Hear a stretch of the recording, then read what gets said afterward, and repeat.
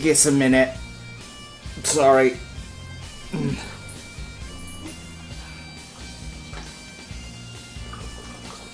Oh.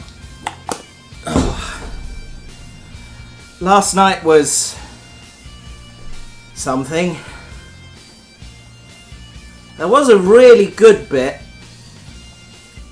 It was the part where 2021 ended. Ugh. Excuse me.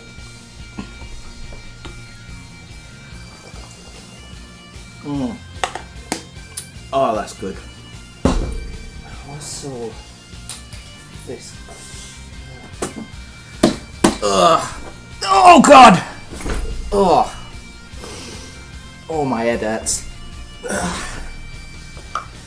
Just a sec. Okay. Ugh. Okay.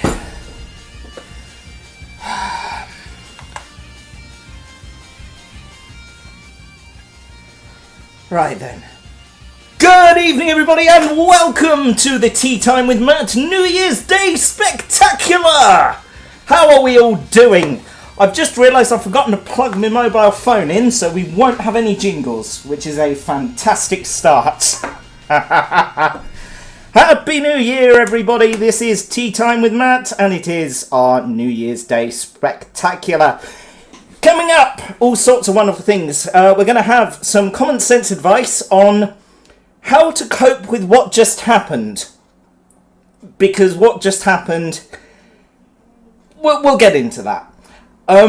What else are we doing? We will have some alternative facts for you, which are always great. We've got the 2021 Teatime Awards coming up a little bit later on. Very exciting indeed. Plus all the usual features. We'll be doing a Tea Time news update, Tea Time weather update, the bedtime story. Hopefully Brent Nkage will be joining us a little bit later on as well, which is all very exciting indeed. And if we have time, might play some games. We played some Drawful last night. I had my mum and dad over. This was after they left. I'm not that exciting. It's fun to pretend. Anyway, we played some Drawful, and Drawful was enjoyable, and we had a lot of fun. So if we are stuck for things to do, we will do that a little bit later on. But while I finish setting up, here is good start, Matthew. Here is a song for you. It is the Kinks and All Day and All of the Night. Any second now. There we go.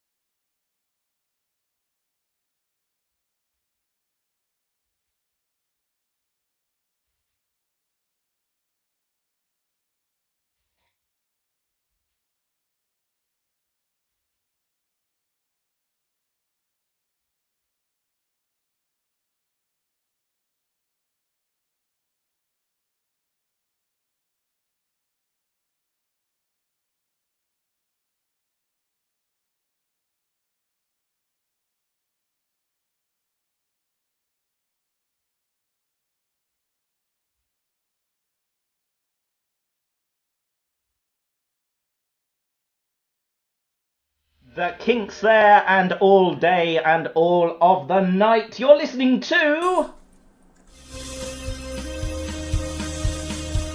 Dunkers of the world, unite! It's Tea Time with Matt. That's right, it is Tea Time with Matt. Welcome to you all. I haven't even looked at the chat room yet, so let's have a quick catch up.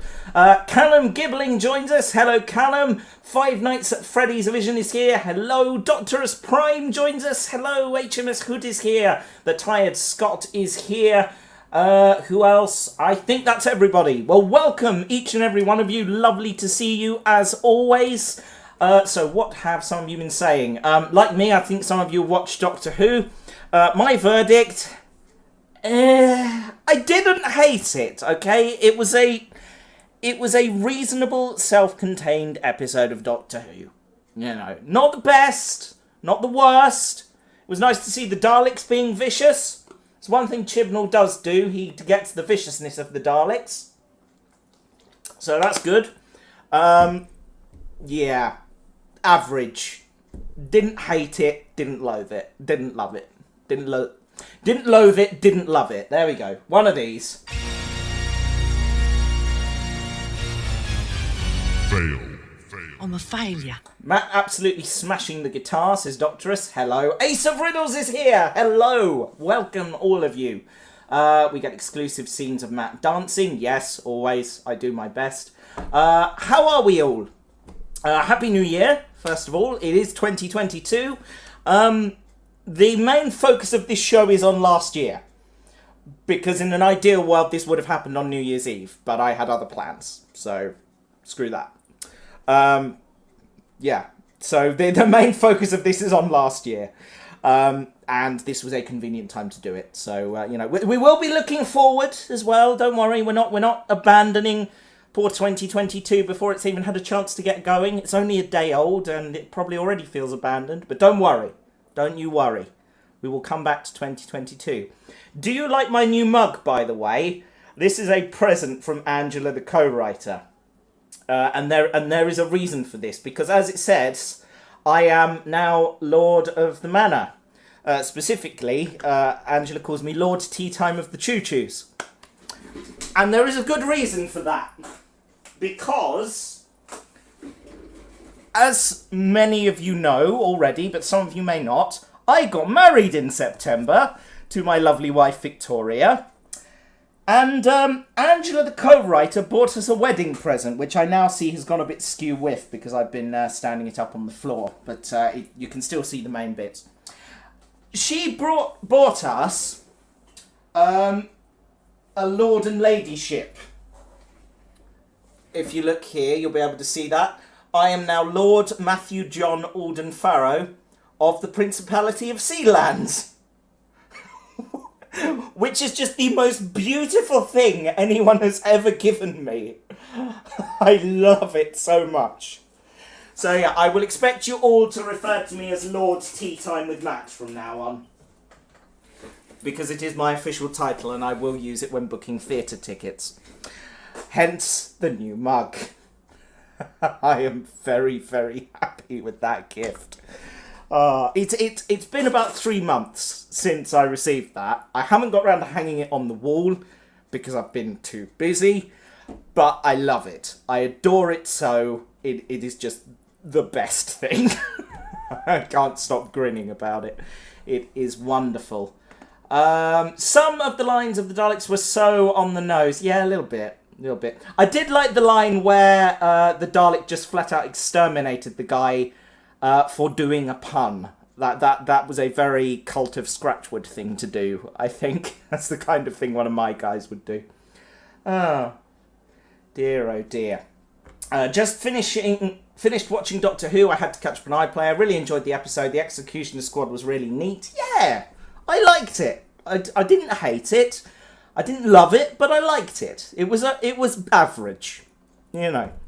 And at the end of the day, guys, even a bad episode of Doctor Who is still an episode of Doctor Who. Look at it like that. It's the best way of doing things.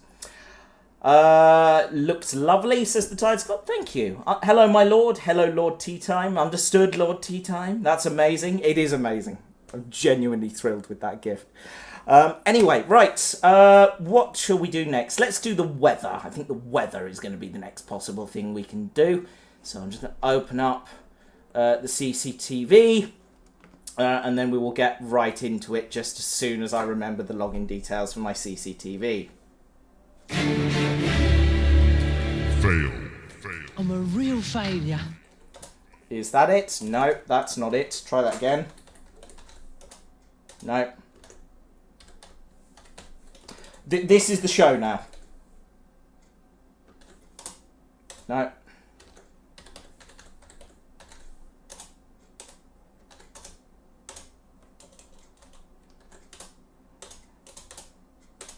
Ah!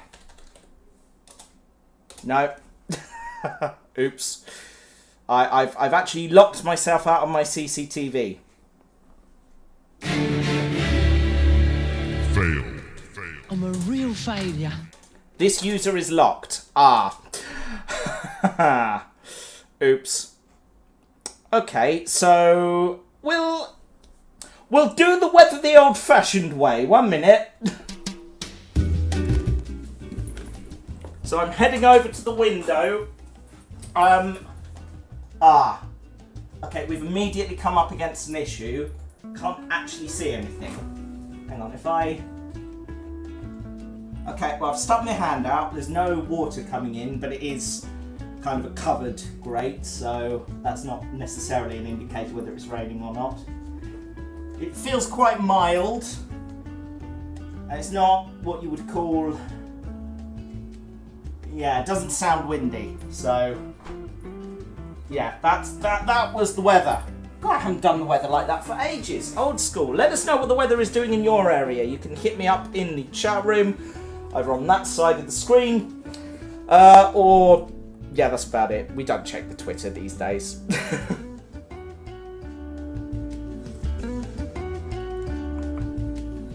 Darren says, don't leave precious things on the floor. It gets damp down there. Ask Derek. Yeah, let's not talk about that. No, it won't stay on the floor. It was just there for the purposes of showing you. It's going to go back upstairs very, very shortly. Anyway. We don't have any milk thieves this time, do we, Lord Matt? No, none at all. It's mild and damp here, Lord Matt, says the tired Scot. That's never going to get old. I'm going to enjoy that immensely. But that was the weather, folks. If you have any further additions to let me know what the weather's doing in your area, please let me know in the chat room over there. I've got the side of the screen correct. Well done, me. Let's play another song. This is Fleetwood Mac, and Don't Stop.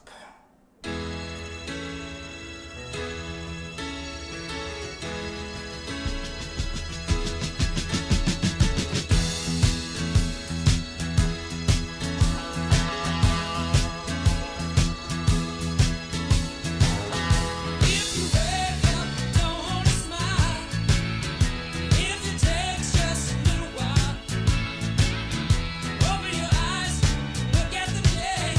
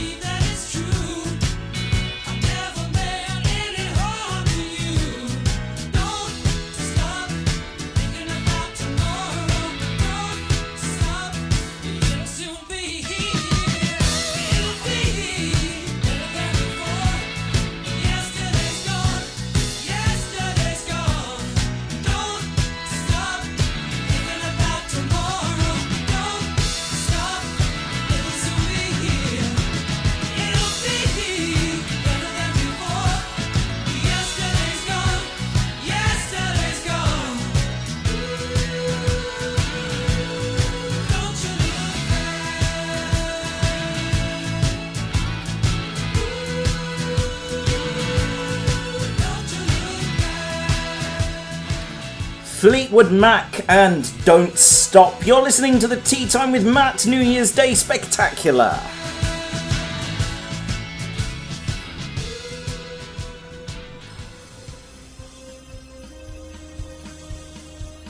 It's been a long day.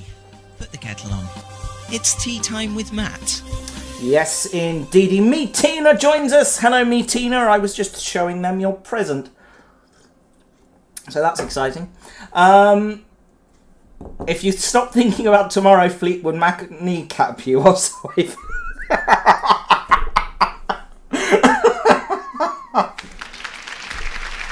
Very good. Very good. I approve. Oh, dear. Five Nights at Freddy's Vision says, has it been warm for you recently despite it being winter? I was red hot yesterday. It has been unseasonably warm recently. I have noticed this.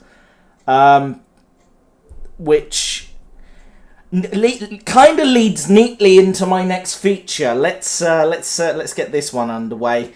So it's 2022, and I'm sure many of you, like me, are still trying to figure out what the hell just happened. Because it's all been a bit of a mess, hasn't it? What with the pandemic, increasing political division, and the planet constantly doing things to remind us that we're pretty much past the point of no return, even if we did stop destroying it now. It's quite difficult to really get to grips with everything that just happened. Luckily, we've got your back. This is Tea Time with Matt's common sense advice on how to cope with what just happened. And to do that, we're going to need, sing it with me folks, a common sense advice sound bed. Step 1. Cut the sound bed. Turn that off, get rid of that. Look, can I be real with you guys for a minute? I haven't got any answers either. I know, that's the joke. This segment is meant to be funny because it gives you advice that isn't helpful at all. But it's really not that funny, actually, is it?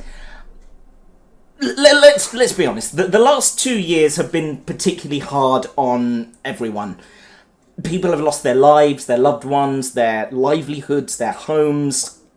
We found ourselves in the middle of a global pandemic that scientists have been warning us was going to happen for decades. And our society was totally unprepared for it somehow. We shut down everything at the beginning of 2020 because that's all we could do. Over the last couple of years, we've really had a taste of just how fragile our society and the systems that make that society function really are. And let's be honest, that's really, really scary. And now we've reached a point where there are genuinely terrifying numbers of people who don't trust the scientists that warned us about this, because doing so would mean continuing to inconvenience ourselves. Yeah. COVID's been a little sneak peek at what our species is going to look forward to in years to come. As we've just perfectly demonstrated, climate change is happening. And it's going to lead to drought, famine, floods, fires, disease. In decades to come, the fallout from all this is going to make us nostalgic for a time when all we had to do to keep safe was stay at home and watch Netflix. When all we had to do to protect others was put on a damn mask when we went to go and get the shopping done. When we threw money at scientists and they delivered us a working vaccine against a horrible virus in record time. But people refuse to have it because they've done their own research. It's all extremely worrying. And it's quite natural to feel extremely angry and afraid about what's happening now and what may well happen in the future. Of course, while all of that's been going on, life's troubles and worries haven't stopped. We've all been dealing with our own problems on top of it. If you're anything like me, and you haven't got COVID and been ill, or lost anyone to COVID, you sometimes feel a bit selfish, I guess, because your worries and problems feel so small and insignificant by comparison. I lost my job in 2020. I went from doing a job that I really loved and was actually really good at to doing a job that I hate. And I blamed myself entirely. Even though what happened wasn't just down to me doing something wrong. Every day through 2020 and most of 2021, I couldn't look at myself in the mirror because I hated the person I was seeing. Getting out of bed and going off to work 6 days a week, because that's what the new job entails, at all hours of the day. To be surrounded by reminders of how I'd gotten into this mess. It absolutely killed me, to be perfectly honest with you.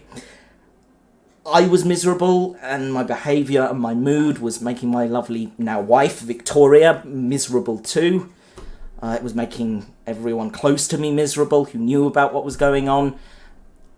And for me, it was quite rare there were any moments of joy or relief from sort of the pain and the anger that I was feeling. My wedding day being one obviously notable exception, of course. That was a wonderful day. I've got wonderful memories from that. But the worst thing about all this was that I was dealing with all this during a period where I wasn't able to see my family, and all I really wanted to do was give my mum and dad a big hug.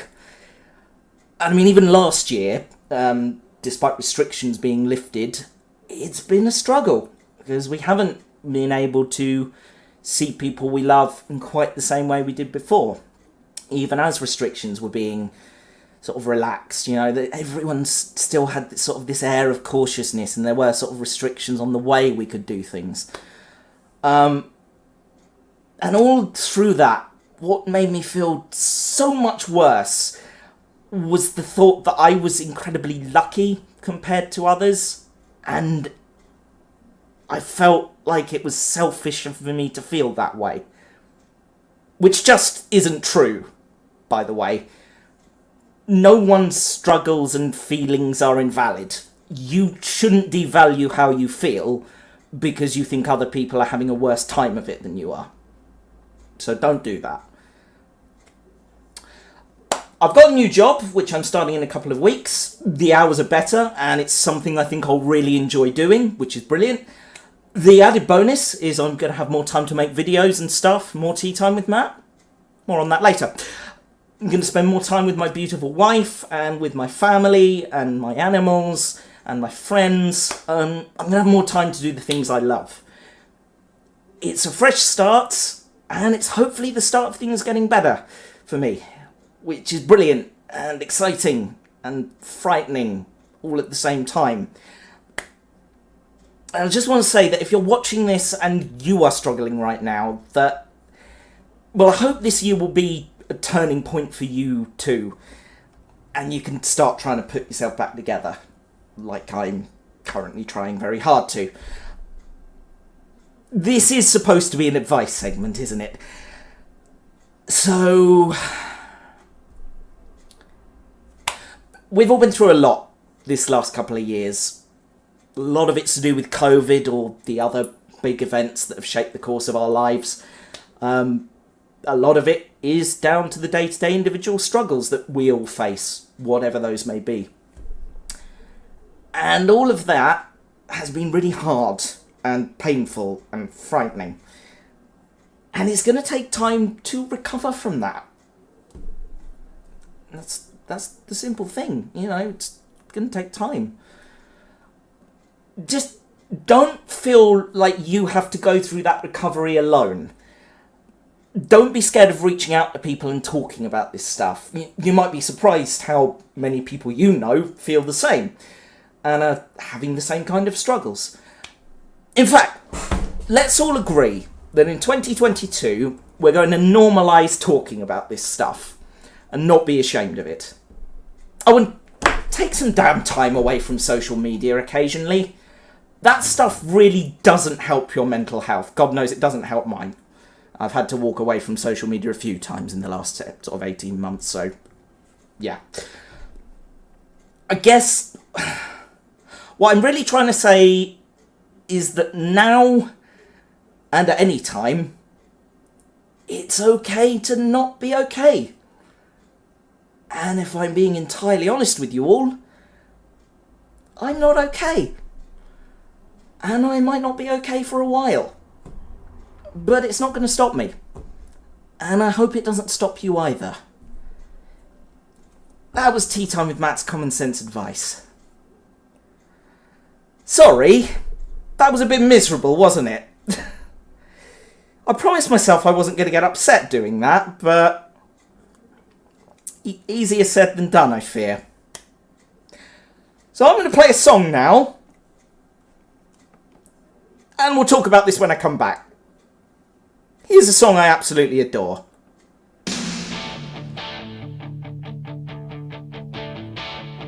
I got my first real six string, bought it at the five and dime, played it till my fingers bled. Was the summer of '69. Me and some guys from school had a band and we tried real hard. Jimmy quit, Jody got married. Should've known we'd never get far. Oh, when I look back now, the summer seemed to last forever. And if I had the choice, yeah, those wanna be there. Those were the best days of my life.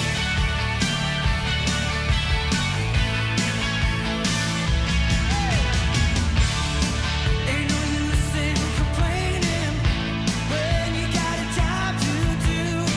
Spend my evenings down at the drive-in, and that's when I met you, yeah.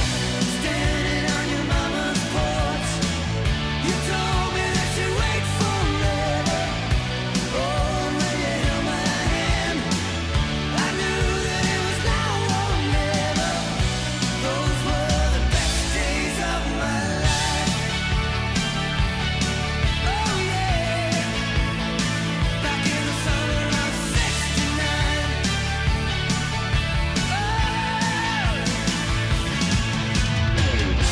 Man, we were killing time. We were young and restless. We needed to unwind. I guess nothing can last forever, forever, no. Yeah.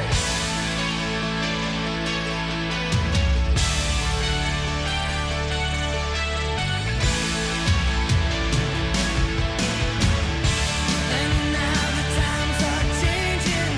Look at everything that's come and gone. Sometimes when I play that old six string, think about you, wonder what went wrong. Standing on your mama's porch, you told me that it lasts forever.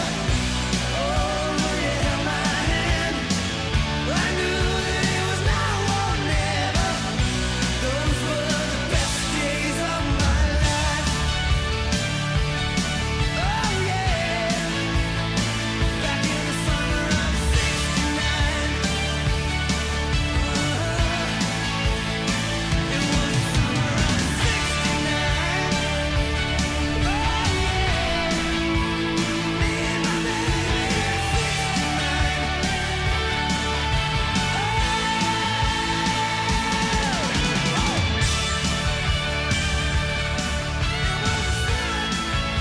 Bryan Adams and Summer of '69 there.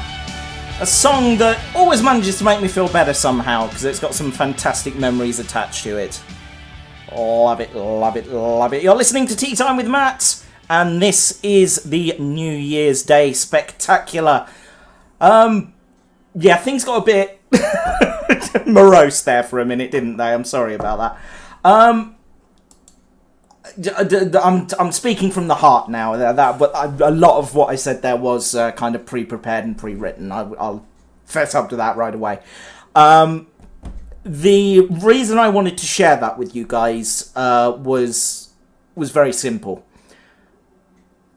I have really had a rough time these last 2 years, and not just with COVID. You know, as I said, I've had other stuff going on as well that's made my life miserable. And there have been some really dark patches. I won't shy away from that. The reason I wanted to bring this up and share that with you is it's about damn time we started normalising the way we feel about this stuff. Because even if you didn't have anything bad happen to you in the last 2 years, they have been really, really hard on everyone's mental health. Understandably so. So I think the one thing I want anyone watching this to take away from tonight's show is we need to normalise having conversations like that. And we need to normalise, you know, sort of being able to sort of come out and say to people, you know what, actually no, I'm not okay. And feel comfortable in doing that. And I think that even if you feel uncomfortable doing it, or even if you feel comfortable doing it, I should say, people aren't comfortable hearing it, and I think that needs to change. You know, I'm not saying go and dump all your problems on the first person you come across. No, that's not what I mean. What I mean is it's kind of shoved down our throats a lot. You know, oh, you need to look after your mental health. You know, we need to talk about mental health. What we actually need to talk about is being mentally unwell. Because you can look after your mental health all you like. It's not going to stop you becoming mentally unwell. And it's the unwell bit that people aren't comfortable discussing. Because it makes them feel, well, uncomfortable. So let's normalise it. You know, it's not nice to hear that someone's struggling. It's not nice to hear that someone's depressed. It's not nice to hear that people are struggling, you know, with getting out of bed in the morning, with getting through each day, struggling perhaps with, suicidal thoughts, for example. It's never nice hearing that stuff. But then again, it's never nice hearing about physical illness, is it? You know, no one likes sort of going to their boss and saying, look, I'm ill, sick with this, I'm injured like this, and this is why I'm struggling at the moment, I need a bit of help. No one bats an eyelid at that stuff, you know. So it's about damn time we started treating this stuff exactly the same that we treat physical health and physical illness.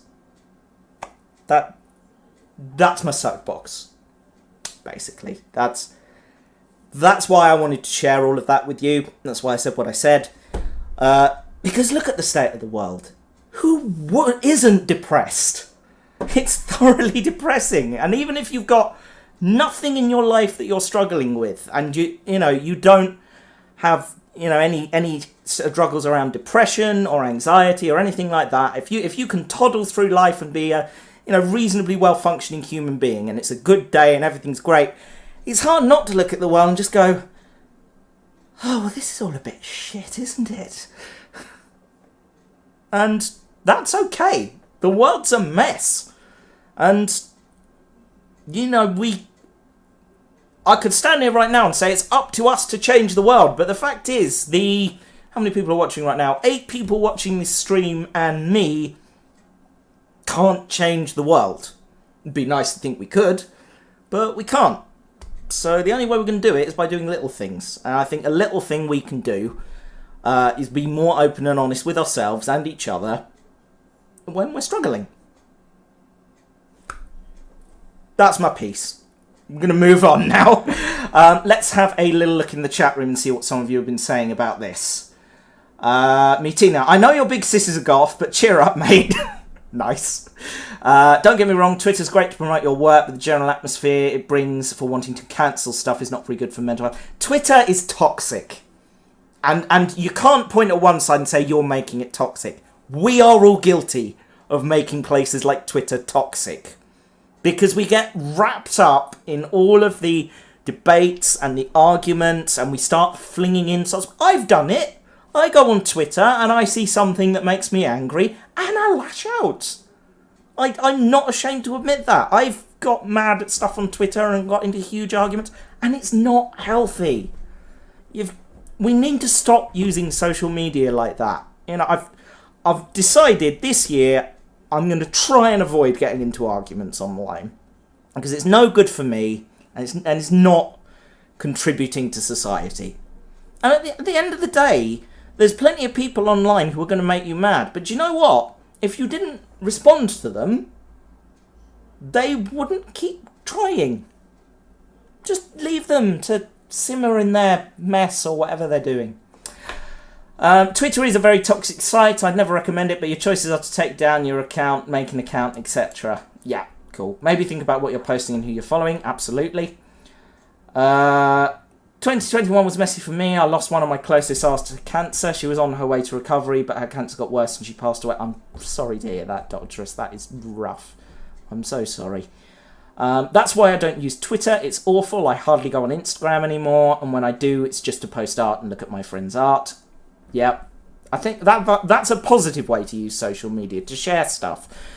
Social media is great for stuff like this show. Social media is great for that. Because of this show and being on YouTube and doing this, I know loads of brilliant people, and that is a positive thing social media can do. But it does have an overwhelmingly negative side as well. And if you need to take a break from it, do. Because we're not designed to process this much sort of negativity. I mean, there's a phrase for it, isn't there? Doom scrolling. You get on Twitter, you scroll, it's like, oh God, climate change, COVID, anti-vaxxers. Oh God, it's all awful. You know, you get sucked down that plug hole, I suppose. That's the best way of describing it. Doctoress, my mental health got so worse that I had to see someone was diagnosed with anxiety and depression. I still miss my art. Well, that's completely natural, mate. You know, and thank you for sharing that with us. That is that's obviously a difficult thing to share. So thank you for doing that. Although I'm beginning on a path to recovery, and I should hopefully be receiving some good mental health support. Brilliant. That's really good to hear. Five Nights at Freddy's Vision says, 2021 has definitely not been a great year for me too. Won't go in depth, but surely I say I can agree with Matt 100% here. Thank you. It's human nature to poke the bear, says me Tina. Absolutely. My 2021 was pretty good, says CS. Sorry. I shouldn't laugh. That's good. I'm glad your 2021 was good. Yeah. This is nice. This is good. See, we're sharing stuff. And hopefully, I feel a bit better. I hope some of you feel a bit better.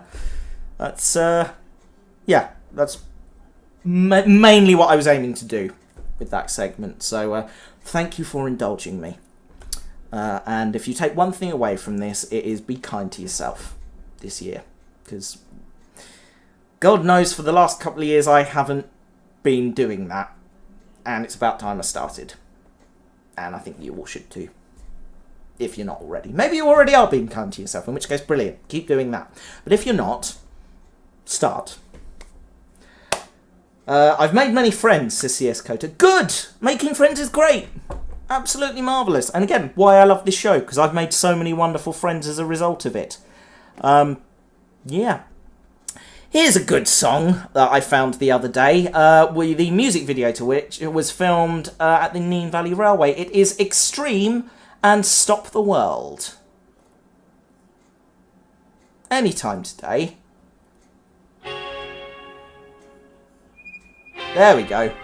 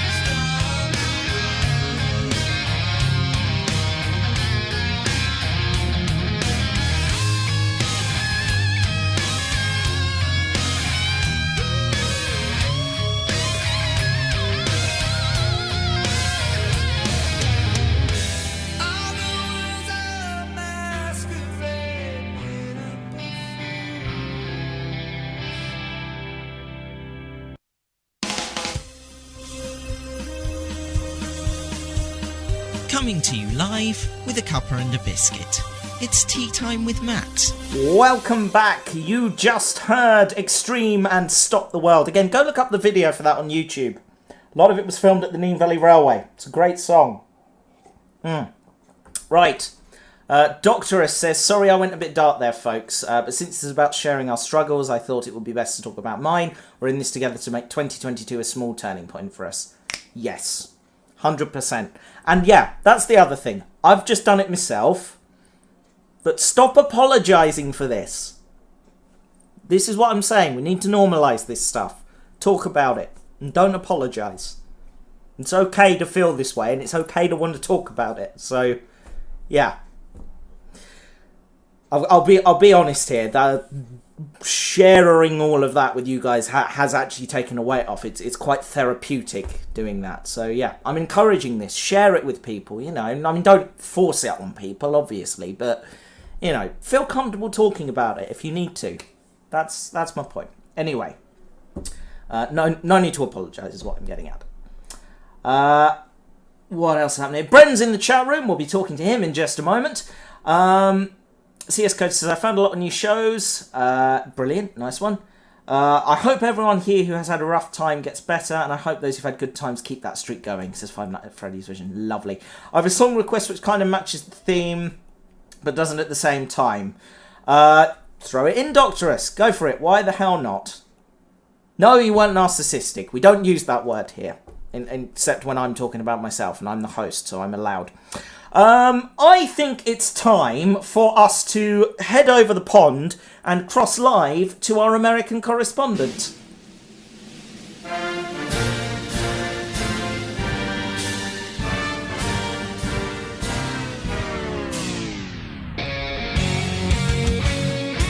Ladies and gentlemen, please put your hands together and make some noise for the one, the only, Brenton Kage! That jingle is not playable, over! Fail. I'm a failure. Some things never change. Hello, Bren, how are you? Well, we haven't blown up yet, so I guess this year is already going off to a good start. Yeah, well, it's only day one, so, you know, small victories, small victories. How was your Christmas period? Actually, it was pretty good. Nice. I was able to catch the new episodes of JoJo's Bizarre Adventure. Nice. Yeah, the dub is actually really good. They got that YouTuber Yang to play, well, the final villain, which, gotta say, definitely an honor. Okay, cool, nice. Tina's just said, never give up, never surrender. Why, yes, I did watch Galaxy Quest on Christmas Eve. Why do you ask? Amazing film, Galaxy Quest. Awesome film. And lately I've been playing Pathfinder's Wrath of the Right Team. Also really good. Nice. Good stuff. I need to catch up on your Let's Play videos. I haven't watched... That would be impossible for you. Well, yeah, but I should pick a series and start. That can be my chill I'm not time. even lying. During the summer, I got really into a lot of, ROMs. And I went through so many games and schedules.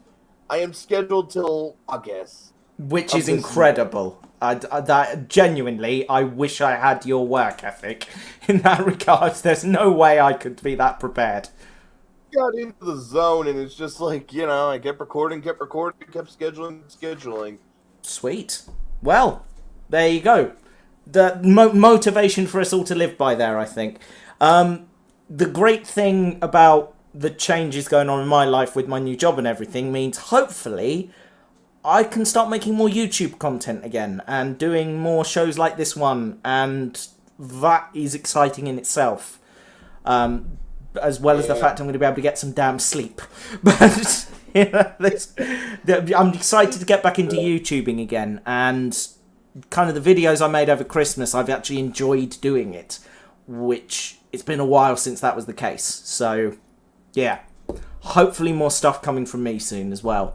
But yeah, there is no way in hell I will ever have enough content available to to schedule that far in advance. So my hat off to you, Bren. Oh dear. Right. What else is in the chat room? Just thought I'd say thank you to this community. You are all absolutely amazing. And I'm so glad to have met all of you. It's really nice to find people who like my bizarre concept of human Daleks, says Ace of Riddles. Ace of Riddles has made some awesome drawings of the Cult of Scratchwood as if they were people. I can't remember if I've got them saved anywhere. They may have been a casualty of the hard drive failure, but I remember you doing them, Ace, and they were awesome. Freaking loved it. Mitina asks... To answer the question, yes, I have played tabletop version of Pathfinder. In fact, that was like one of the first tabletop games I ever really started playing. In fact, tomorrow I'm going to be starting the Pathfinder Adventure Path with a friend of mine, Skulls and Shackles, where, if you don't know, you basically become pirates. Nice. Run a ship, and you get to do all the whole plundering and other stuff. I don't know how it's going to end. I know how it begins with you basically being pressed, forced to be pirate slaves, start a mutiny, get your own ship, and after that, for all I know, we'll fight Davy Jones. That sounds genuinely amazing. I am... Yeah, because in another adventure path, the Winter Witch, you basically are forced to work with Baba Yaga, as in, yes, the Baba Yaga, and then you go into a portal to World War One Earth and fight Rasputin. Because why the hell not? Joke. Why not? Yeah, that actually happened. That's incredible. So, if we're fighting Davy Jones and the Kraken at the end of Skulls and Shackles, I won't be surprised. If anything, I'd probably be disappointed if that wasn't the plot. No. Oh, amazing. It is just coming up to 9 o'clock, so do you know what? I think we should do the news. Where's the jingle? There it is.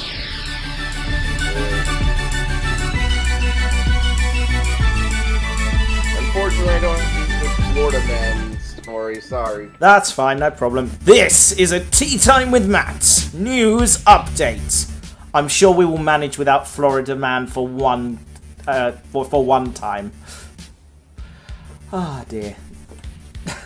I'm lost in my notes. I have so many. Oh boy, buckle up, folks. We got some funny ones. Our top story this evening. A man was kicked off of a flight in the US for wearing women's underwear as a face mask. That wasn't Florida Man? Nope. Oh wait, no! Yes, it was! Oh my god! That was totally by accident. You know what? That works. In footage taken by another passenger and shared widely online, Adam Jen can be seen wearing a pink thong over his face as he sits in his seat before the flight from Fort Lauderdale to Washington took off. A flight attendant can be heard saying, "You're going to have to come off the plane. We're not going to let you travel." Mr. Jen from Florida can then be heard asking why, as the staff member replies, "You're not in mask compliance." The 38-year-old's removal from the plane then can be seen to spark a show of support from other passengers, with several reportedly getting up to leave. One can be heard saying, "Did he just get kicked off for wearing a mask? I'm out of here. Forget it, I'm out of here." Mr. Jen later said he pulled the stunt to highlight the absurdity of mask-wearing rules on flights. There's a global pandemic. He said, "There's nothing more absurd than having to wear a mask until I get to cruising altitude so I can then order Tito's by the double and snack on pretzels. And illustrating that absurdity by wearing women's underwear on my face sounds perfect." Nope, it just makes you look like a twat. Yeah, pretty much. According to United Airlines website, masks should be able to fully cover the mouth and nose, a condition which Florida man claimed his underwear met. He said he has been banned from United Airlines flights and that he had previously been removed from a Delta Airlines flight for doing the same thing. Of course. Just wear a damn mask, people. We're not out of the woods yet. It isn't that hard. Moving on. Pizza chain Domino's has pleaded with fans to stop ordering food to the I'm a Celebrity, Get Me Out of Here castle. The company posted a warning on its social media page after its branch in Rhyl, North Wales, received numerous... I love they haven't even put a number. Numerous, just to leave it to your imagination. Numerous orders to Grick Castle, addressed to the 2021 campmates. Yes, we know the campmates deserve something tasty after all the Bush Tucker trials, but please stop ordering pizzas to the castle, it said. We can't get through the gates, so your favourite celebrities aren't getting a piece of the action.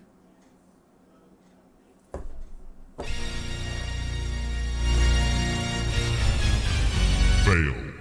I'm a failure. The production crew working on the show have been receiving and eating the food instead. In video footage, a member of the crew can be heard saying, "Who keeps ordering these?" as the delivery driver hands over 4 boxes addressed to Naughty Boy. No, I don't know either. Naughty Boy, again, Don't get it either. no, was the 4th celebrity to be voted out of the series on Wednesday, with a massive mystery order of pizzas received at the store straight after his eviction. Domino's said, sadly the pizzas never made it into the hungry hands of Naughty Boy. Again, no idea. Or other campmates, with the show's organisers accepting it for the production crew to enjoy. It comes a week after intruders had to be removed from the set in the second security breach of the series. Who cares this much about I'm a Celebrity? That's what I want to know. The latest incident happened as Storm Arwen hit the area and contestants had been evacuated as high winds battered Grick Castle in North Wales. I'm probably mangling that pronunciation. Sorry about that, Wales. And finally this evening, Travelodge has revealed its strangest requests from guests at some of its hotels this year, including asking where the Welsh rarebit lives and arranging afternoon tea with pandas. Tina, that sounds like you've been going to Travelodge. Another asked what time they can see the snake on Snake's Pass in Derbyshire, the UK hospitality company said. Yeah, and one guest in York asked a member of staff to sing in the next room to check he had a quiet room. Travelodge spokeswoman Shakila Ahmed said the company had experienced a surge in bookings across its 582 hotels across the UK following the lifting of all COVID-19 restrictions earlier this year. I don't recall all of the COVID-19 restrictions being lifted, actually, but we'll move on. On the bizarre request, she said, with more Britons holidaying on British shores than ever before, our hotel teams have also received a high volume of interesting requests and questions, especially around place names, local dishes, customs and traditions across the British regions. Where possible, our hotel teams will go above and beyond to help customers, as they relish a good challenge. However, there are some requests beyond their control, such as arranging afternoon tea with the pandas at Edinburgh Zoo, getting a shooting star to appear at 10 p.m, getting a part on Emmerdale, and getting seagulls to sing instead of squawk. What? In St Austell's Travelodge, someone requested a room with a south-facing window because he required sunlight to charge his aura first thing in the morning. As you do. As you do. Proving Britons love their pets, staff at Newcastle Quayside Travelodge were left shocked after a customer asked for a children's paddling pool so their pet fish could have a spacious bed for the night.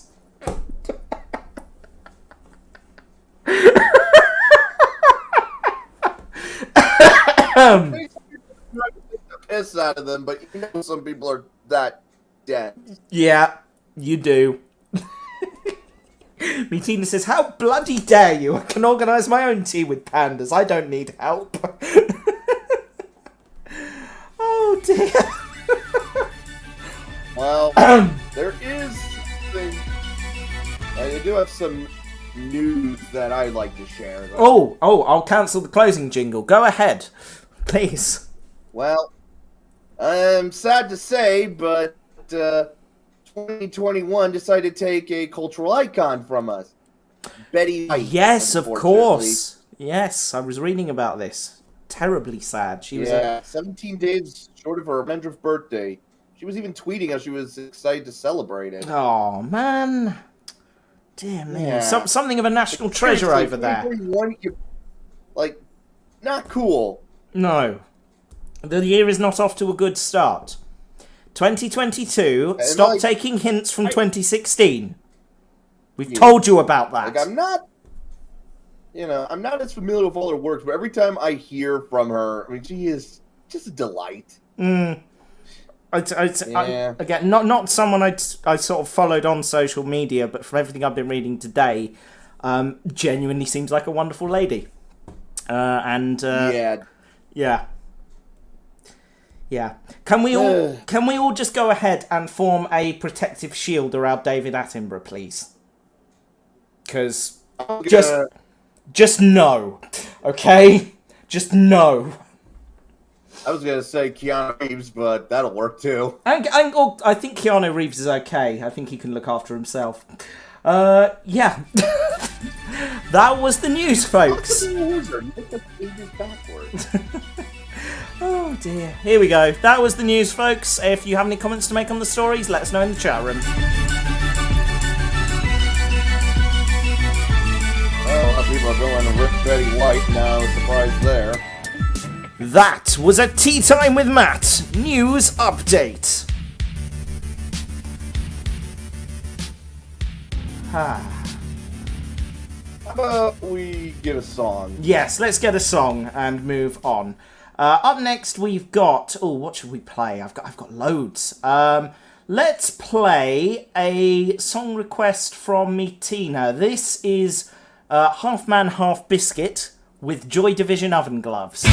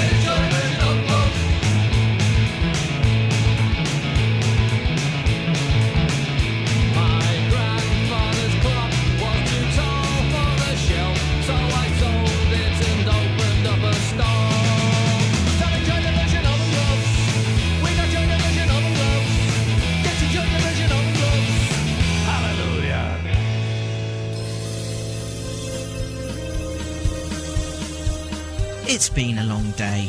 Put the kettle on. It's Tea Time with Matt. That was Half Man, Half Biscuit and Joy Division Other Gloves, a joyful song. So I thoroughly enjoy. Yes, Doctors, I've got your song request. Tired Scott, I've seen your song request. And I think even though my show is a family show, that's where we're going to draw the line, I'm afraid. Yeah. Much as I... much as I appreciate the sentiment, we're going to draw the line there, I'm afraid. Sorry about that. Anyway, have you listened to any other Half Man, Half Biscuit since I introduced their music, Matt? Yeah, one or two, I forget which, but I have done. Gordon Burns references for those old enough to remember the Krypton Factor. Nice. Hey Matt, Happy New Year, Ravenhawk! There's a name I haven't seen pop up in the chat room for a while. How are you, mate? It's good to see you. Happy New Year to you. Let's do another feature, shall we? Bren, do you want to cover your ears for this one? Because I know how much you love this segment. It's oh, I've lost my notes. Where have they gone? Where? Words? No. Don't want to do that. No. Broken the jingles now. God's sake, go away. That's the one. Fail. I'm a failure. Okay. Everyone back in the room. Good. You thought you'd left this nonsense back in 2020, but no. They're still here, living among us. Influencing anti-vaxxers, washed-up actors, rubbish TV channels, and former/current politicians. Wherever someone has an ill-informed opinion, you'll find them whispering in that person's ear. Through a mouse, reading from a tiny sheet of paper with words hastily scribbled on by a nearby woodlouse. You know them, you love them. This is the natural environment of Tea Time with Matt's Alternative Facts.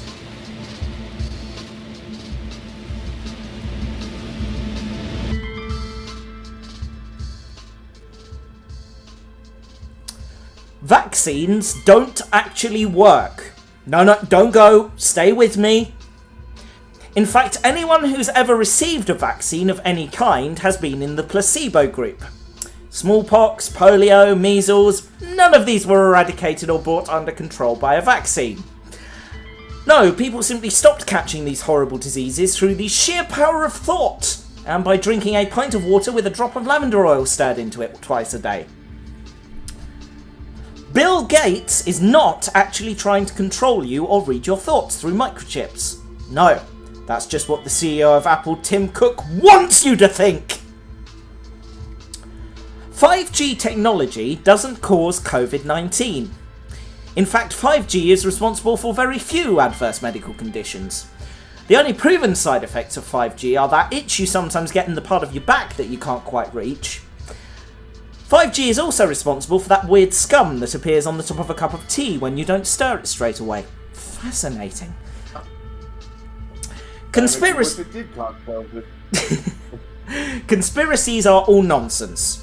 All conspiracies are in themselves part of a larger conspiracy to hide the truth about the real conspiracy, which is in fact a distraction to cover up the real conspiracy, which is in itself an even bigger conspiracy, cooked up to hide evidence of the actual conspiracy, which conspires to confuse you all into believing that the first conspiracy you thought of isn't actually true, even though it is. But even that is a conspiracy, because that initial conspiracy isn't even a conspiracy at all. You might want to write this all down. It's a very complicated conspiracy. Yeah. It's just too bad that writing stuff is all part of a conspiracy to sell pencils. Coffee is a conspiracy to stop you all drinking tea. Do not give in to the temptations of coffee. Tea is the true way. Drink tea, not the others. They are the evil ones. Tea. And that was Tea Time with Matt's Alternative Facts, folks. Yep, still got it. Deary me. Ah, right. Good to see you too, man. Oh, no. Wait, with Brian Molko? What? Huh? I'm confused. That's not difficult, to be fair. I'm not sure what we do from here. You got any song requests, Bren? How about Tom Jones? It's not unusual. Why the hell not? Let's do that. Let's just drag that into my playlist, and we'll do that for you, because I'm in a good mood. And then once we've done that, we're going to come back, and we're going to do the Teatime Awards 2021, which I know is weird, but it'll make sense, don't worry. This is for you, Bren. Tom Jones. It's not unusual.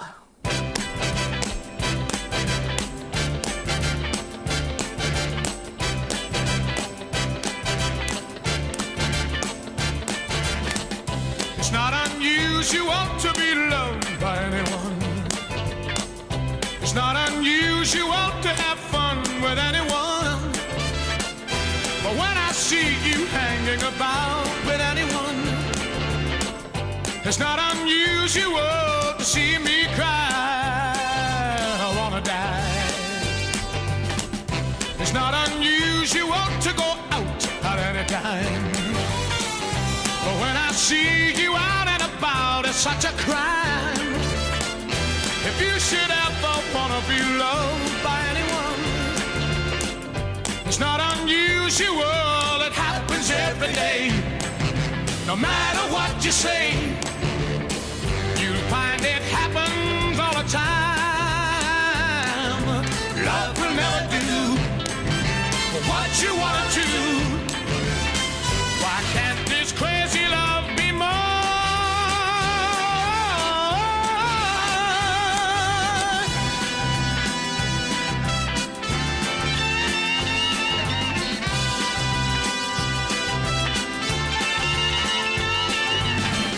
It's not unusual to be mad with anyone. It's not unusual to be sad with anyone. But if I ever find that you've changed at any time, it's not unusual to find that I'm in love with you. Oh, oh, oh, oh, oh,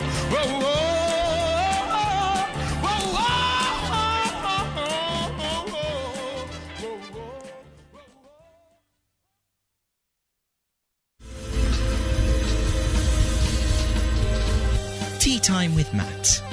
Because Dunkers do it best. I didn't turn off the alternative fact sound bed. It's all gone wrong.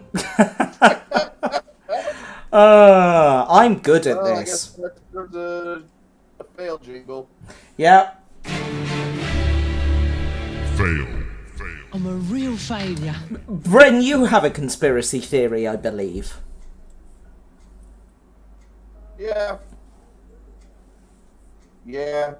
I think cats invented the internet. I mean, they were worshipped as gods in ancient Egypt, so now they're being worshipped on the internet.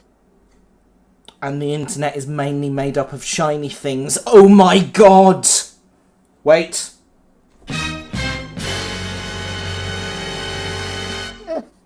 Plausible. Oh dear. Well, my other conspiracy theory is that with the Sonic movie, they intentionally put out that crap trailer with the crap CGI because they knew it would have a lot of buzz. They just did that intentionally, and then they would go, "Oh, we heard all your things, and we're going to change everything for you. We don't care about it." You might be onto something there, actually. I don't think that's as stupid as it sounds. Metina says if you arrange the letters in Delta and Omicron, you get media control. But more importantly, erotic almond! So make of that what you will. I make of that... Is it weird that I'm imagining, like, a bunch of almonds in a burlesque show? Like, straight up in the outfits and everything. That's amazing. Oh, good lord. Right.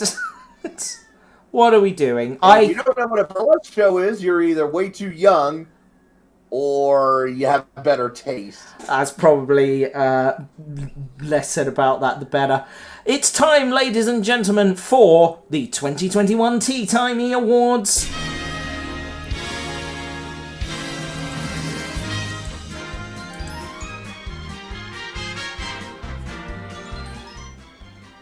Yes, welcome everybody, one and all. Please take a seat, grab your complimentary glass of Prosecco and do up your dicky bows, because this is the 2021 Teatime Awards.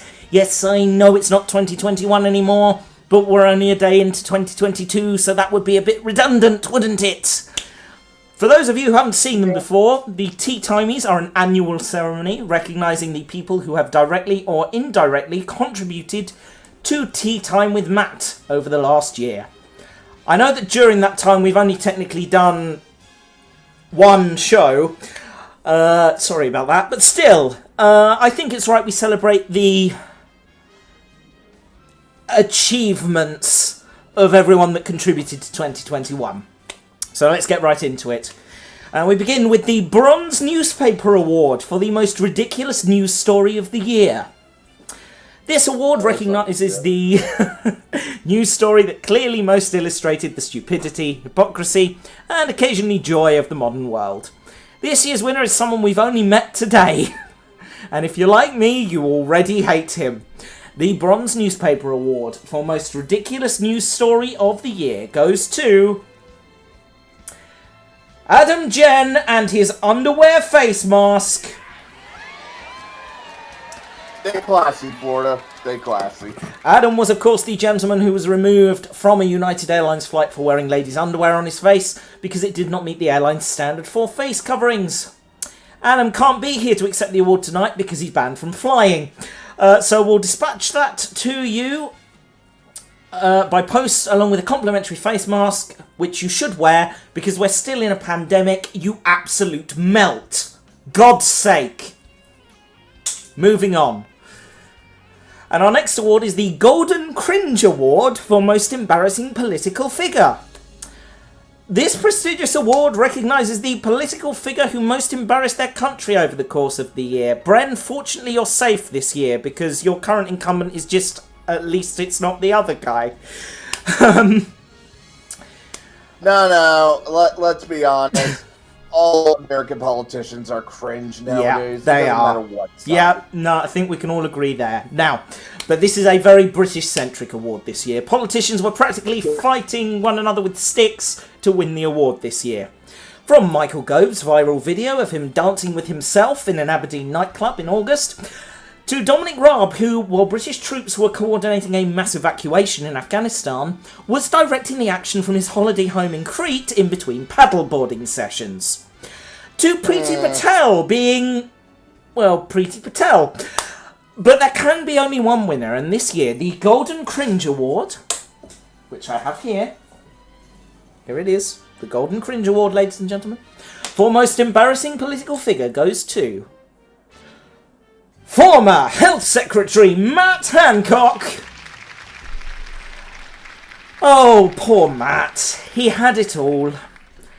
Sure, he had the dubiously fortunate job of being Health Secretary during the biggest global health crisis in decades, but he was doing quite well, all things considered.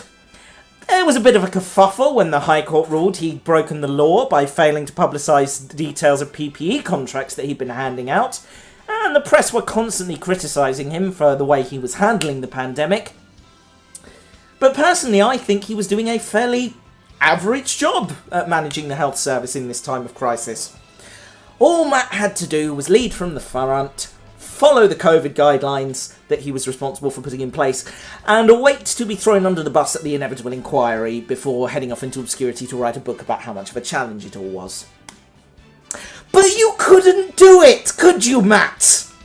In June, the Sun newspaper published CCTV footage of Matt canoodling in his office with an advisor in the Department of Health and Social Care, with whom he was conducting an extramarital affair. The affair thing was bad enough, but the video was captured on the 6th of May this year, a full 11 days before the government lifted restrictions on intimate contact with people outside of your household. Oh dear, Mr. Hancock. Oh dear. Matt admitted that he'd breached the social distancing guidelines in these circumstances and apologised for letting people down. Prime Minister Boris Johnson accepted this apology and considered the matter closed, but by this time the damage was already done, and Matt was forced to resign, stating that those of us who make these rules have got to stick by them, and he had not because of his breaking the guidance. It later turned out the CCTV was leaked by a disgruntled Department of Health and Social Care employee who was against lockdown restrictions.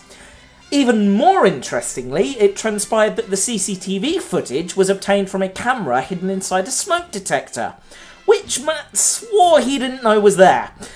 No one in Westminster was able to explain why there was a camera hidden in a smoke detector in the office, as there weren't any cameras in the offices of other cabinet ministers. Does make you wonder whether this whole affair, pun unintended, was in fact a way of throwing Matt under the bus after all. But then he did put his tongue down the throat of an employee and cheat on his wife. So I don't exactly feel terribly sorry for him. So, congratulations, Matt, I guess? Matt isn't here to accept the award this evening. Sorry, Brim? Task failed successfully? I guess. Matt isn't here to accept the award this evening because, if we're honest, we completely forgot to invite him. I'm not even mad. I'm going to be honest, I'm just disappointed. We'll pop this in the post for you, Matt. Other Matt. Other Matt, not me. No, none of this was me, I just want to make that clear. I have not at any time been the Health Secretary for the United Kingdom or any other country. Especially not Sealand. Don't you have a time machine?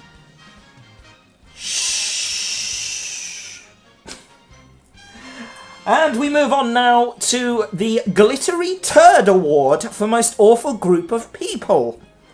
This special category is dedicated to a group of awful, awful, awful human beings who in 2021 embarrassed themselves, their country, and their industry. A group of people who could be described, if you were being charitable, as the biggest collection of shits the world has produced. Family show.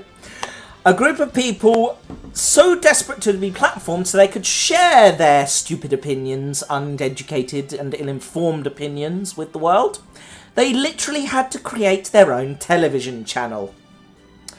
The Glittery Turd Award for Most Awful Group of People goes to everyone at GB News! Alright, I'm gonna need some context. Oh, you'll get some. Yes, GB News, a channel that bears as much resemblance to an actual news outlet as Take a Break, is a right-wing, anti-woke, patriotic British news channel owned by a British-Dutch-American conglomerate run by an Australian-Greek national and part funded by a Dubai-based investment firm. Make of that what you will. The channel launched in June 2021 with as much professionalism and polish as a first-year TV production student's first project. Actually, that's unfair. To say that is an insult to first-year TV production students, who would probably have produced something far more professional. Rather than a staff of actual journalists, GB News employs former and current right-wing politicians, bloggers who are still living with their mum, tabloid gossip columnists, and shit comedians. Because as it turns out, most journalists have a tiny modicum of self-respect. Actual journalists Andrew Neil and Simon McCoy left their well-paying jobs at the BBC to join the channel, only for Andrew to walk out after 8 days and Simon to resign after 6 months, taking what little journalistic integrity the channel had with them. GB News frequently platforms racists, anti-vaxxers, transphobes, climate change deniers, basically any horrible people who the rest of us are happy to ignore. The channel describes itself as anti-woke, with woke being a synonym for anything we don't like or understand. With presenters including such delightful personalities as Pound Shop Enoch Powell Nigel Farage, celebrity gossip columnist and pervert Dan Wootton, shit comedian Andrew Doyle, and other shit comedian Mark Dolan, the channel manages to get around Ofcom's rules around due impartiality and accuracy, by allowing their presenters to go on frequent bullshit-filled monologues to camera on subjects they know nothing about and stating that these are opinions. I apologise for the swearing. I feel very strongly about this particular award. The channel has been... Sorry, Bren, go on. No, I get it. Keep going. The channel has been compared to America's Fox News. Get ready for this burn, Bren. I think you'll appreciate this.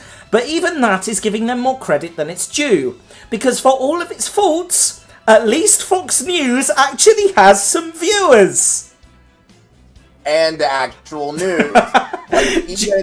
Look, okay, I'm fully aware of how right-wing people can act. But even some right-wingers have some standards. Absolutely. Not GB News, though.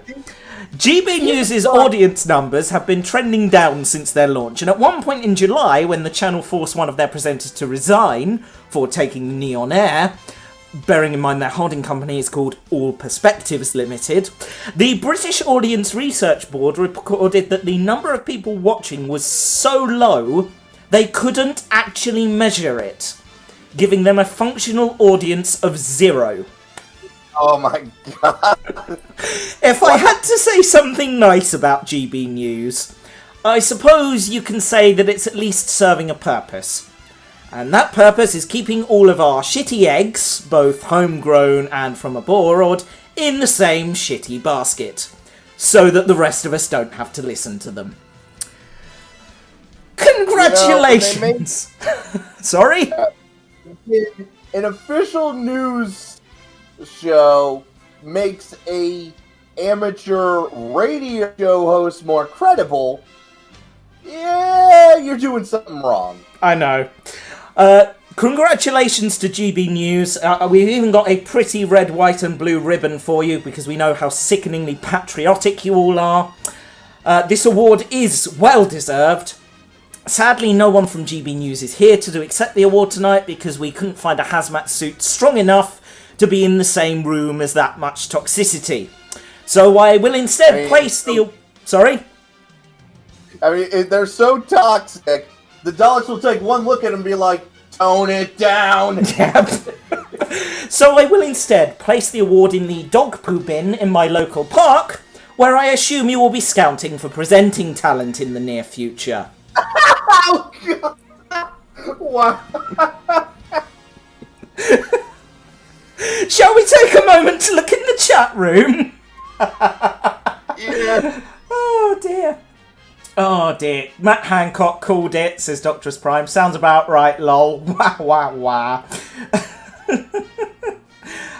What's worse is the PM didn't fire him. Yes. He's not sorry he did it, he's sorry you got caught. Yep. Remember kids, fares are good as long as you don't get caught, says Ravenhawk. Matt's not coming out to play, he's had his pay already. Who won the Silver Turd Awards again? Oh, GB News, mic drop. Not to be confused with not GB News. Check the medal, mate. It might have been made in China. So's most of the funding, so I'm not sure that would bother them. Yeah, and look, I get it. I get what it's like to be an American right wing, and not all American right wings lunatics. Unfortunately, as of all groups, it's the jackasses with the loudest voice who's representing them. And if there was a way to sum up GB News, is that it's empty vessels making the most noise. They are just the worst. The absolute worst. Oh dear. Apologies for the change in topic. Who's the Dalek on the right side of Davros? That's classified. This has made my night. Thank you. Yeah, this. Oh dear. Oh, we've got a spam bot in the chat room. Oh dear. Oh dear, oh dear, oh dear. Well, you have to go. Goodbye. Those are always fun. Yeah, let's get rid of them.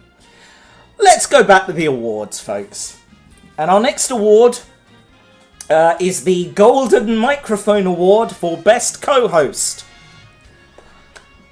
Once again... I don't think I not really much of an award if I'm like the only one who can accept it. Right? Once again, there can only ever be one winner of this category, so here goes. The Golden Microphone Award for Best Co-Host goes to Seriously, we all know who it is. It's this person. The one you've all been waiting for. Here they are. I'm going to say their name. Any second now. The award goes to this person. Whose name is... On with it! whose name is... about to be said by me. I'm going to say it now. This is me about to say it. The name of the person who has won the award is Brenton Cargate. Oh, I actually can't breathe. Oh God, I've gone bright red. Oh, good Lord. Excuse me. So one of these days, you need to put into your sound clip that entire Monty Python. Get on with it. Clip. Yeah, that would be a good one. So, Bren, many congratulations. This is like, what, the 5th or 6th one of these we've given you? Yeah, it's not really much of an award if everybody knows I'm going to get it, right? It's true. Perhaps I need to diversify and get another co-host so it at least looks fair. I mean, I hear Simon McCoy is looking for a gig now. Andrew Neil, no, he's far too dry. Oh God. Seriously though, Bren, I really appreciate you being a fantastic sport and continuing to do these with me after all these years. So thank you very much, and long may it continue. And I will continue making this joke every year. Sorry, I didn't catch that. At least until you find somebody a little closer to you. It's not likely to happen. At least I can say, with you as my co-host, we are conforming to social distancing regulations, so we're good. Okay, we're going to move on. This is the next award, which is the Silver Microphone Award for the Best Non-Human Co-Host. This award recognises just how fluffy and adorable some of our co-hosts can be. This year's winner fought off competition by virtue of just being so damn cute and cuddly all the time, in between her busy schedule of sleeps and wandering. She hasn't actually appeared on the show before, but she's here now in order to meet the criteria of the awards. Here we go. Hello, this is Ellie. She is our foster cat. We're fostering her on behalf of the Cinnamon Trust. She is an old lady. She's geriatric, so all she does really is sleeps. Sleeps and loves. Hello. Mwah. Hello. Say hello to the people. Aww, she speaks. Aww. Okay, that's the bare minimum required. So the Silver Microphone Award for Best Non-Human Co-Host goes to our other cat, Ellie. There we go. You won. You won a thing. Hello. She looks very confused by it all. Aren't you precious? Look, you've not been down here before, have you? All of the things, look. It's all so exciting. Aww. I think she's tired, so we'll take your award off, and you can go sleep. Okay. This is my wife, Victoria, for those of you who don't know. Hi! Hello. She's beautiful, isn't she? Yeah. And Victoria. Mwah. Mwah. Aw, hello. And finally, the award for Best Wife goes to Brenton Cargate! No. Wait, what? I love you. Well, there's a plot twist. I know, right? Oh dear. Right. Bye-bye, Ellie. Okay. Bye-bye, Victoria. Thank you. Love you lots. Can you shut the lid as you go? Thank you. Oh dear. This might be the longest Teatimey Awards that has ever happened. Let's have another break. Derek the Dalek. Technically, that's possible now, thanks to the ring modulator. Get on with it. It's Rory, isn't it? Never mind, it isn't. Cute. Oh my god, she's adorable. She is. She's gorgeous. Hi, V. Hello, V. Thought I heard the Star Wars tune in the background. Yes, you did. This is the Oscars music. Hi, Victoria. Hi, Victoria. Lovely lady. Congrats on getting married. Thank you. Oh, I freaking love that girl so much. And Victoria's not bad either. I am literally only saying this because I know she's upstairs listening. So, oh dear. I love you really, darling. I do love Ellie as well, though. She's gorgeous. Best cat. Apart from Rory. Joint best cat. Oh, right. We've got a lot to get through. Get this show on the road.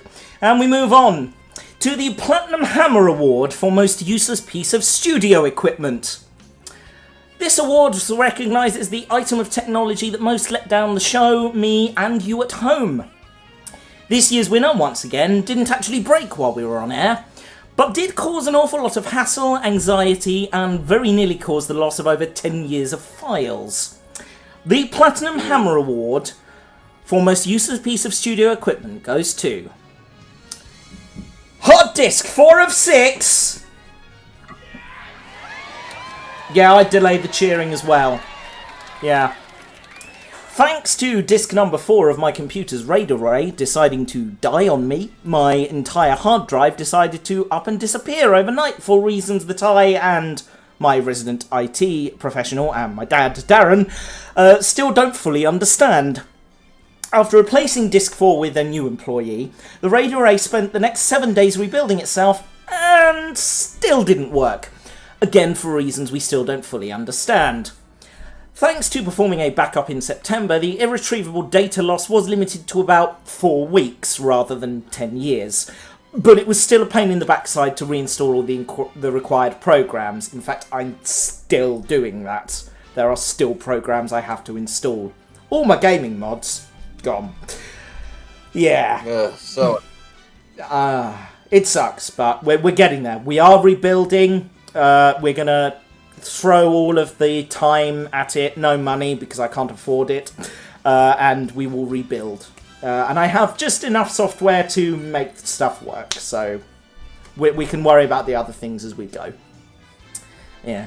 Who needs gaming time anyway?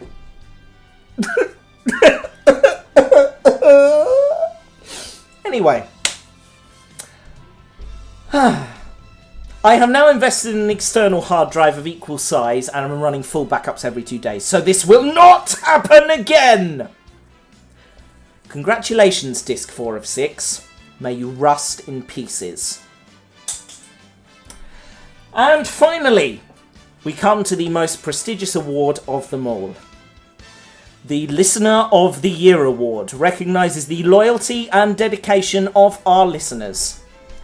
As always, this decision was extremely difficult because you're all brilliant.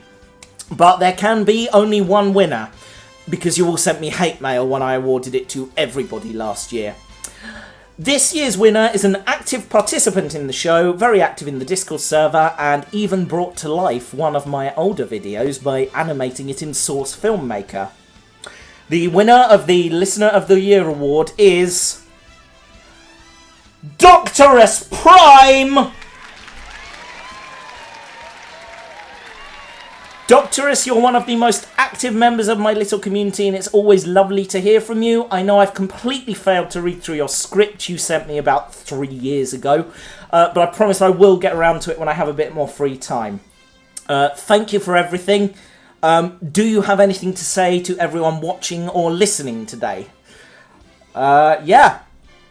It's brilliant. Thank you. Wait, what?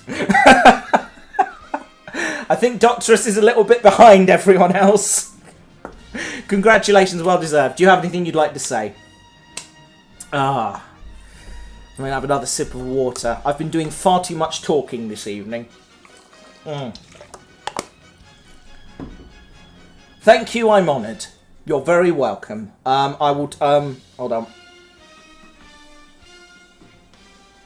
There you go. It should be wiring its way through the internet to you now. If you don't receive it, I haven't got another one, so sorry about that. Happy days. Congratulations, Doctorus. Very well deserved. It's always lovely to hear from you on the show, and it's lovely to chat to you on the Discord. Yes, I do have a Discord. I'm going to chuck the link in the chat room now. Doctor said, I just want to say thank you to this community for being an awesome one. I quite agree. This community is an awesome one. Any final thoughts, Bren? All those awards seem to make sense. Fair enough. And that concludes the 2021 Teatime Awards, and we'll end with a look back at some of the listeners we lost this year. He doesn't listen anymore. She doesn't listen anymore. They don't. They don't either. Oh wait, didn't they? No. Thank you, everybody. That was the 2021 Teatime Awards. Look forward to joining you all again next year to hand out these meaningless pieces of plastic. Oh dear. That segment's just for me. I've got to be honest. Oh, I love it. Tide Scott says, this is still my favourite community. That means a lot. Thank you. Thank you very much. Yes, if you want to see some more of my work, check in the Discord server. Keep calm and make stuff if you join. Again, the link's over in the chat room, over on that side of the screen. Go check out the Discord. We have fun there. Okay, I'm going to play a song, and then I'm going to have a look at what we've got left to do, because I think that is basically everything. There's the bedtime story. We've still got to do the bedtime story. So, while the next song's playing, I need some words from you all. As I believe is the rules, 5 words from each of you, please. Not 5 each, 5 words overall. So throw your words in the chat room, and I'll write them down, and then we'll see what we can come up with. Where's Derek? He's over there. You can just sort of see him. Hang on a minute. Hang on. I can show you, Derek. Actually, hold on. There he is. Derek, do you have anything you would like to say to the listeners? Bugger off! I'm trying to sleep. Okay, jeez. Sorry. He's in a foul mood. Last night, celebrating, New Year's. Yeah, I think he's as hungover as I was at the beginning of the show. You're very welcome, Matt. Keep being you. Thank you. You're very welcome for the Source Filmmaker remake. It was made in the name of you, Matt. Yes, I thoroughly enjoyed that. If you haven't, go check it out. It's, oh God, Revelation Reanimated on my channel, Matter Productions. Go check it out. Yeah.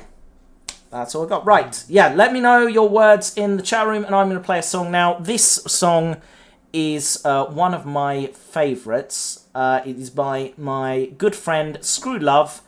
It's from his latest album, Missed Calls from Jupiter, and it's called Bike Ride. I hope you enjoy this. If you like it, check it out on any of your favourite streaming platforms. I check it out on Spotify, but it is available on others. Here we go.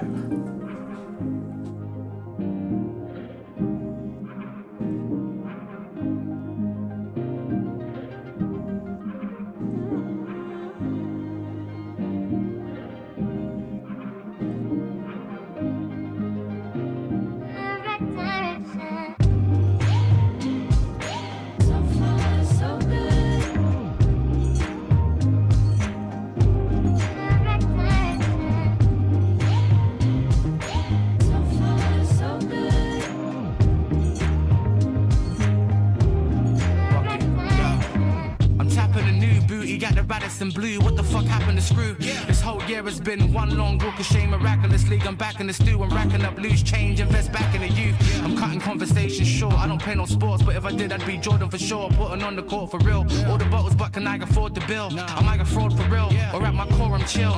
So I binge watch Euphoria and HBO.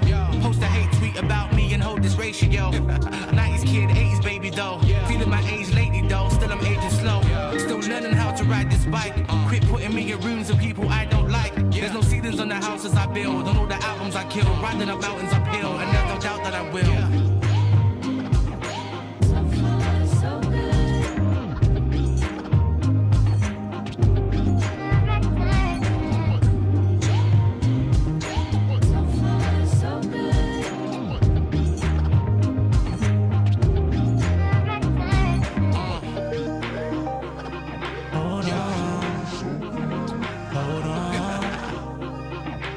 Yeah.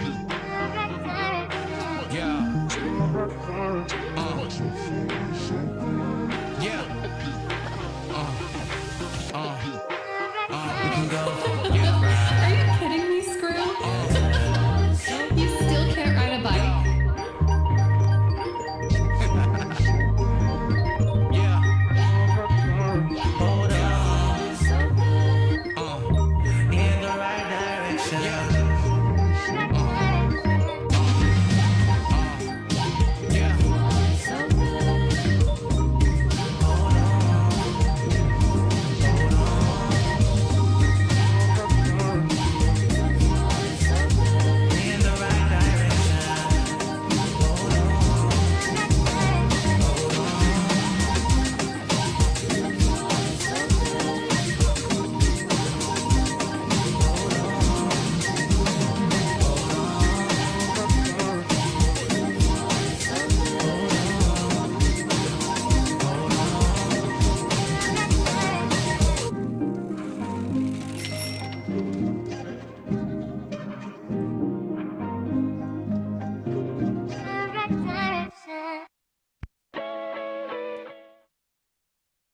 I did not ask you to do that, Spotify. Tea Time with Matt. Because dunkers do it best. Now, as it happens, I'm going to ask you to play that in a minute, because I'm not finished, but still. Wait your turn. Honestly. Studio equipment's getting more rebellious by the day. That's probably how the robot uprising will start. Indeed. Justin Roy joins us. Hello, Justin. Nice to see you. Happy New Year. Yes, indeed. Another one gone by. Thank goodness. Oh, dear. Good track. Yes, Screw Love. Check him out. SCRULOVE. In fact, do you know what? I am going to post... I don't normally do this, but I'm going to post a link to Screw Love's Spotify profile in the chat room, because as well as being my best friend and the best man at my wedding, he is a legend. So go check that out. That's his Spotify profile. You can listen to all of his music there, or all of his most recent stuff. Anyway, I've got stuff on my phone, which is his early stuff before he started putting it on Spotify, and he has just got better as the years have gone by. So that is my hearty recommendation for you. Go and check out Screw Love and show him some love. That wasn't even intentional. Oh dear. Nice tune and a nice message. Hold on, a message to keep in mind during these tough times. Indeed, Doctoress, indeed. Quite agree. Right, I think we've got all of the words we need. I can't remember who said what. Doctoress, I've broken yours down into one word. And so far we have got Monopoly, Monolith, Bizarre, Inadequate, and Whisk. And the bonus word, Dalek. Because of course it would be. Obviously. Oh boy. No idea what I'm going to do with this lot. Here we go. Right. He had to spell these words. How to spell these words.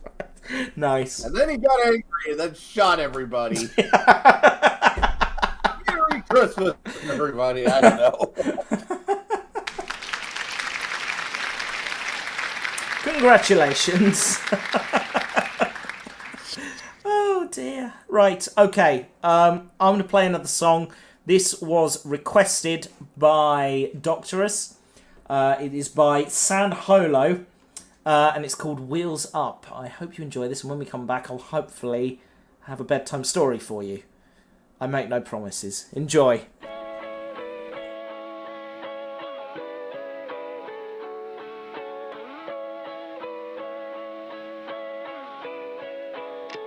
My golden girl, it's time for you to fly.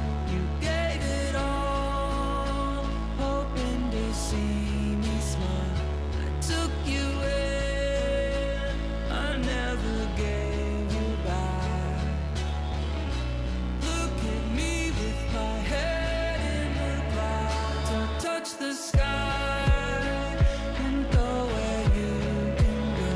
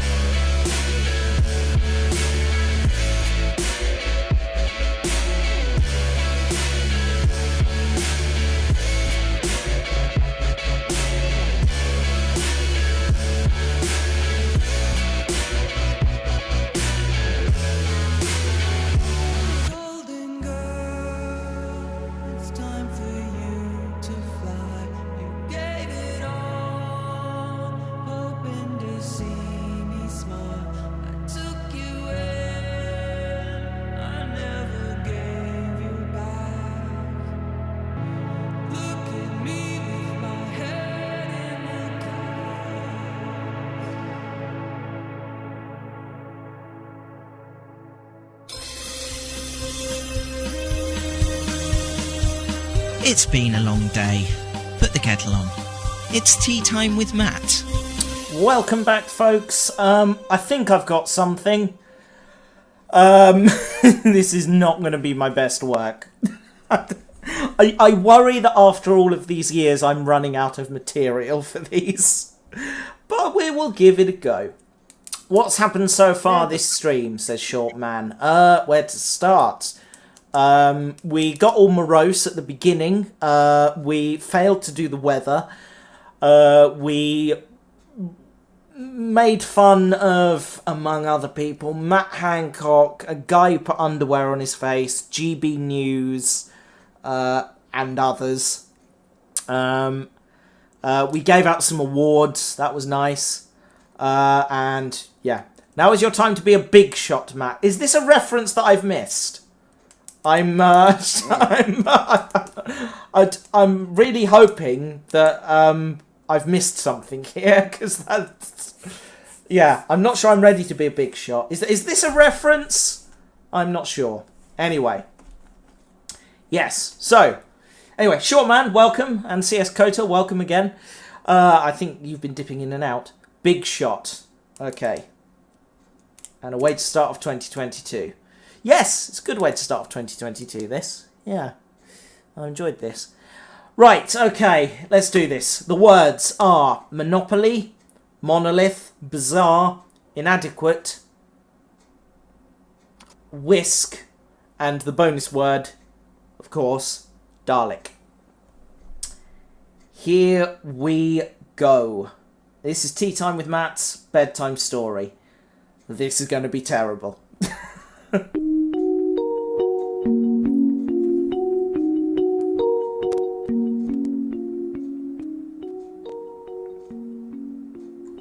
Once upon a time, in the year 1754, a suggestion by Angela the co-writer sat at his desk working on his magnum opus. It was an English dictionary of words and phrases. The man's name was Dr. Samuel Johnson, and he had been tasked with writing this dictionary, and after 8 years he had nearly finished his work. Suddenly, out of nowhere, a flying DeLorean crashed into Dr. Samuel Johnson's house. Dr. Samuel Johnson wept as his dictionary scattered across the room. Some of the pages went into the fireplace, into his bathtub that was in the corner of the room for some reason, out of the window, just strewn everywhere. The flying DeLorean settled just next to Dr. Samuel Johnson's desk. Dr. Johnson went up to this strange vehicle and wrenched open the door. "You!" he said. Out of the car stepped Teatime, an anthropomorphic personification of an obscure internet radio show. "Sorry about your house," said Teatime. "Forget the house," said Dr. Johnson. 8 years of work gone in an instant." Sorry, what?" said Teatime. "My dictionary," said Dr. Johnson. "It has taken me 8 years to produce this work of education and love and blood and sweat and tears. Now look at it! It is strewn across the entire county!" "Ha," said Teatime. "I think I've got a copy of that somewhere in the time machine." He leaned in and opened up a book. It was indeed an English dictionary. Only the words on it had started to disappear. Because, of course, Teatime had erased the first dictionary from existence. "Ah," said Teatime. Okay, we've got to work quickly. Have you got a pen and paper? "What's a pen?" said Dr. Johnson. "I don't know. Have pens been invented yet?" said Teatime. "I don't know," says Dr. Johnson. "Maybe we should ask the unreliable narrator." The unreliable narrator thought about this and decided that this probably wasn't worth probing into too much. This is just a silly made-up story. Try not to overthink it. Dr. Johnson went and grabbed a pen/quill and began to scribble ferociously as Tea Time read out some words. Bizarre, said Tea Time. Bizarre, said Dr. Johnson. Yes, extraordinary and strange and, yes. Okay, good, we're well on the way, said Tea Time. Inadequate.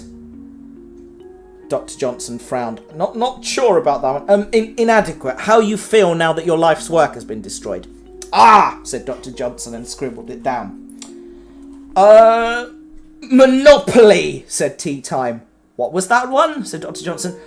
Oh, never mind. Monolith, said Tea Time as he struggled to keep up with the disappearing words from the dictionary. What is a monolith? Said Dr. Johnson. Do you know, I'm not rightly sure, said Tea Time. Tall thing? Have you seen 2001? Why would I have seen the year 2001? Said Dr. Johnson. Never mind, said Tea Time. And through the remaining words in the dictionary they went, and there were surprisingly few left, as they were disappearing in a conveniently random order. Have you got the word Dalek? Said Tea Time. What's a Dalek? Something you won't need to worry about, hopefully, said Tea Time. Whisk? What is a whisk? Said Dr. Johnson. Oh, you use it to whisk things. Do you think that a man of my education doesn't know what a whisk is? Said Dr. Johnson. Of course I know what a whisk is. Then please, said Tea Time.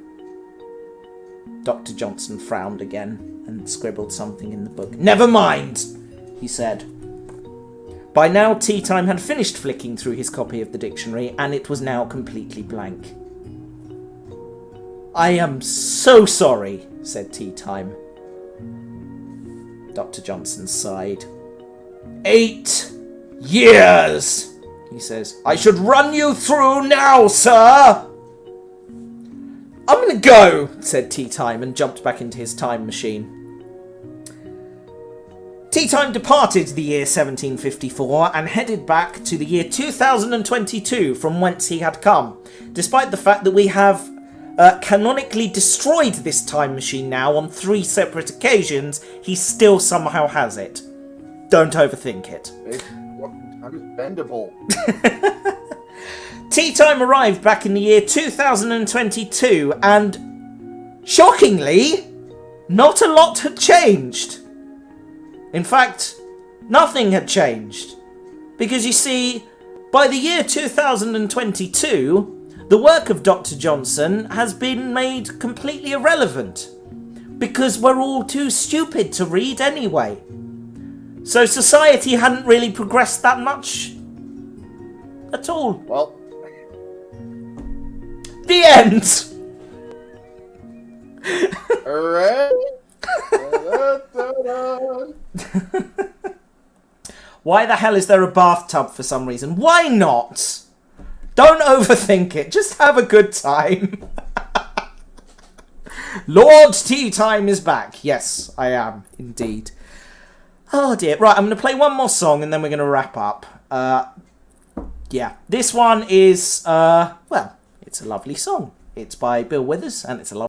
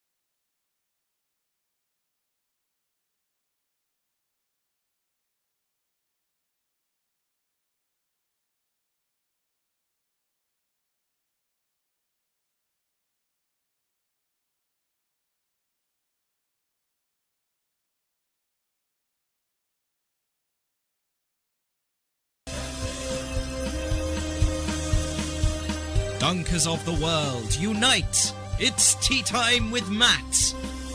Well, everybody, thank you very much for joining me this evening. I hope you've all enjoyed it. I'm just having a little read in the chat room here, and I'm going to read some message from Doctorus, because I might cry.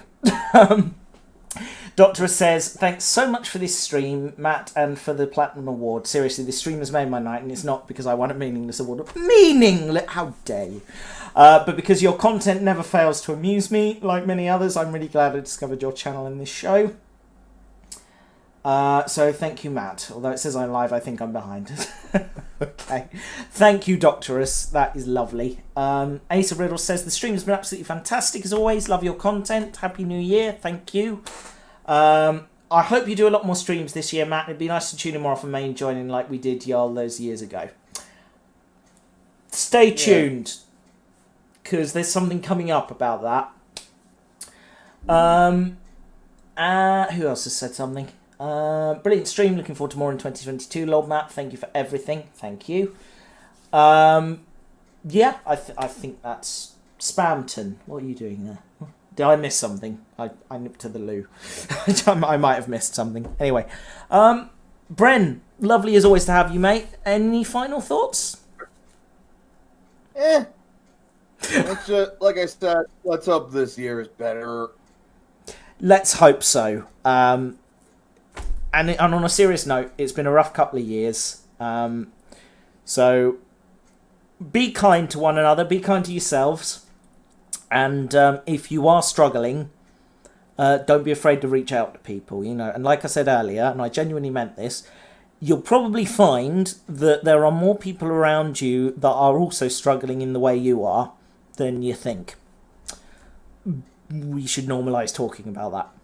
So that's my aim. 2022, it's going to be the year of normalising talking about this stuff.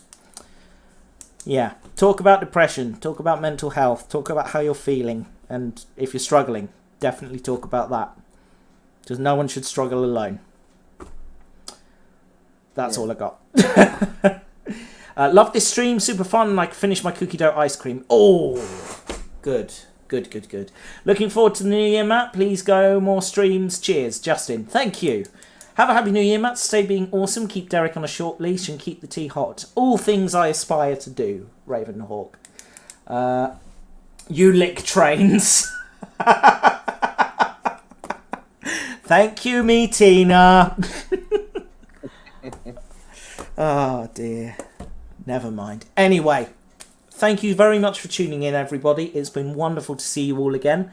And information on what we've got coming up in just a moment, without giving too much away. But Brendan, thanks so much for tuning in. I will see you again very soon. I need to look at the footage from that gaming video we did, see if I can salvage anything from it. I wasn't too hopeful when I left you, but we'll see. Yeah. If not, let's do something else soon. Till next time. All right. Take care, mate. Lovely to see you. And to all of you watching at home, thank you very much. Take care. Be kind to yourselves. Be kind to one another. Look after each other and everyone around you. And above all, keep drinking the tea. Because tea is helpful. I've been Matthew Alden Farrow, and tonight's tea bag was a Pucker Nighttime tea bag. I'm going to go to bed now. Good night, everybody. See you soon. Bye!